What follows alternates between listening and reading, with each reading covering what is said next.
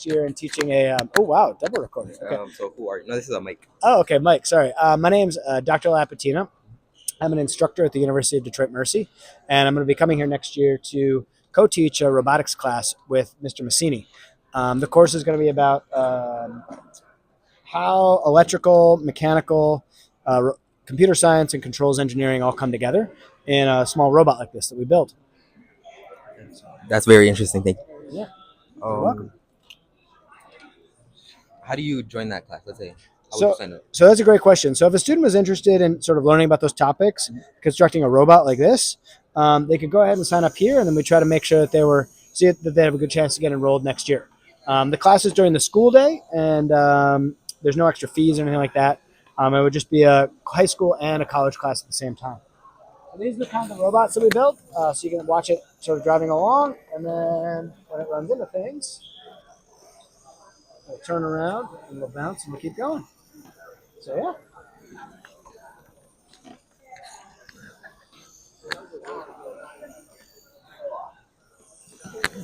That's very cool. Oh, you're welcome. Any other questions?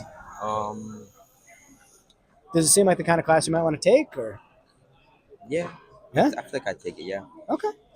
If you're interested, you can go ahead and sign up. And then we have two current students at Detroit Mercy right over there, and you can ask them about their experiences.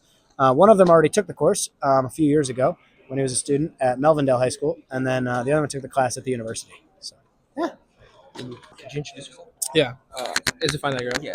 Hi, my name is Andrew. I'm a third year robotics engineer. Hello, my name is Ricardo. I am a junior electrical engineering student at the University of Detroit Mercy. So how's the program? Like when you went there? So I did iDraw when I was in high school. So I graduated from Melvindale High School in 2022. The iDraw class I took was mechatronics, one of the classes that are going to be offered. I also took AP Computer Science Principles, was also an iDraw class and also an AP class. And then I don't remember the course number, but it was a CAD class, so computer aided design using SolidWorks. So the class that I took here was mechatronics. So this is kind of like your final project for that class, which is going to be a robot that can pretty much drive autonomously. So you have two things here at the front. So if it touches one side or the other, it should reverse, turn around, and then go in a different direction. That way it avoids an obstacle. You can also build this with an IR sensor. So for the final project, students get to choose. When I built mine, it had IR sensors. We don't have one that has an IR sensor on it, but it just comes with whatever students want to do. Now this one you can either do two, which means go back, and there's something really really big here, so you're really gonna have to go back a little bit more, turn around. If it hits one side or the other, then it's okay. I've only hit one side, so I don't have to turn around as much. This class, it looks complicated when you look at the final project, but I'd say it's a really rewarding class. It's not complicated when you take it piece by piece. So you start off with what is a resistor, how does it work, how does the breadboard work, how does a wire work, and then you move on to like LEDs, turning them on, turning them off. You move on to servo motors, which we have them at the bottom. How do they work? How do you program them using the Arduino, which is going to be the microcontroller you're going to be using for this project? Then once you've gotten the understanding, you already know, okay, so this is how this part works like that. You combine everything and then you integrate it into this final project that will be your robot. Thank you. Yep. And you said you took a college class like this? Similar, yes. Similar. Let's say what would be the differences between your college class and this program? I think there's not really much of a difference when comparing both of them. Like, I didn't really do iDraw, but I've seen people who've, like Ricardo, who have talked about it, other students who have been in the iDraw program, and it's similar to what I did in college. So this class is like a college class. So like everything that you do in here is what we do in college. So I really recommend signing up for the class. So it gives you a big experience into what engineering is all about, if you enjoy engineering, and what types of fields there are in engineering. Thank you. So you are? Matt Moman.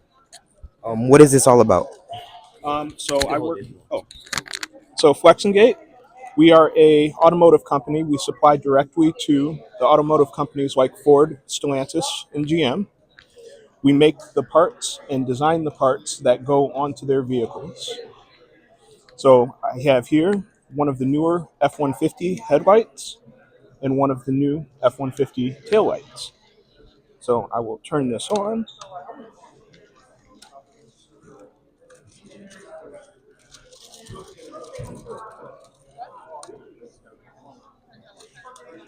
Hope it didn't break anything there.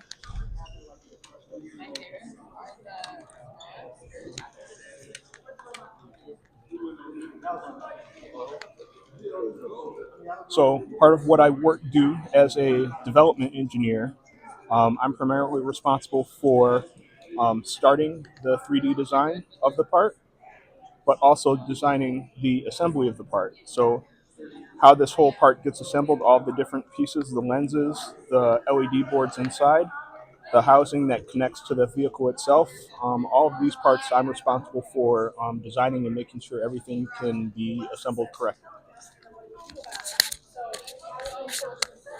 So, do different people put them together? Yes. Yes. How do you design them? So we first start out with 3D software. So we'll design parts in a 3D CAD environment. After we're done, we'll 3D print parts. We'll 3D print like prototype parts and snap them together, screw them together, or weld them together, depending on what assembly method we want to use, and make sure that everything works correctly before we create basically giant steel molds to make hundreds of thousands of these different lenses and parts. But then we also design the robot um, development cells or the robot assembly cells or the um, screw machines that we use to put all of the different parts together at the production plant. So with these, there are a number of different assembly processes that have to work all together, going down like a conveyor belt before the entire lamp is assembled and completed. And then this is sent out to the vehicle plants where they put it on the car at the end of the assembly line. So you said you also worked on like let's say machines that build this. Yes. So the robot cells. So if you've gone into a plant before and seen people working inside of the cells where they've got robot arms that come down and put parts together, we're also responsible for working together with companies that put those parts together and making sure that the assembly steps work as we intended them to so that the parts go together properly. Thank you. You're welcome.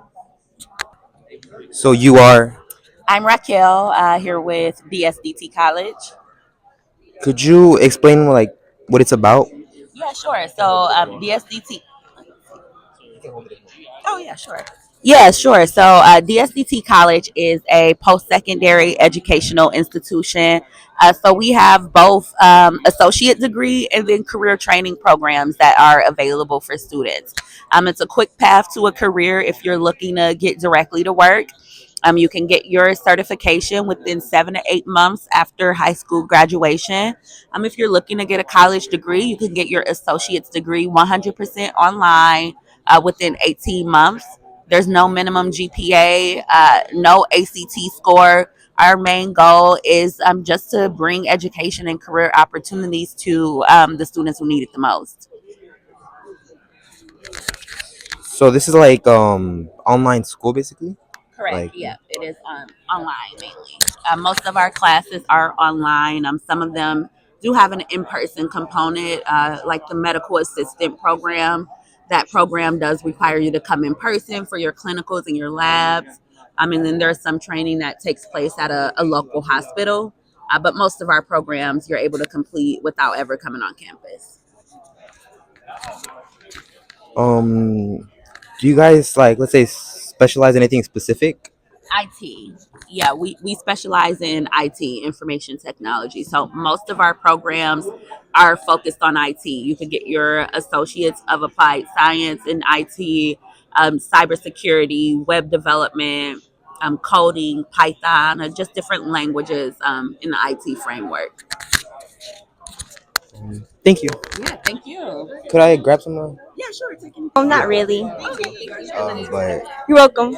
first off, what are your names and what is this program about? So I'm Lily Rodriguez. And I'm Brian C.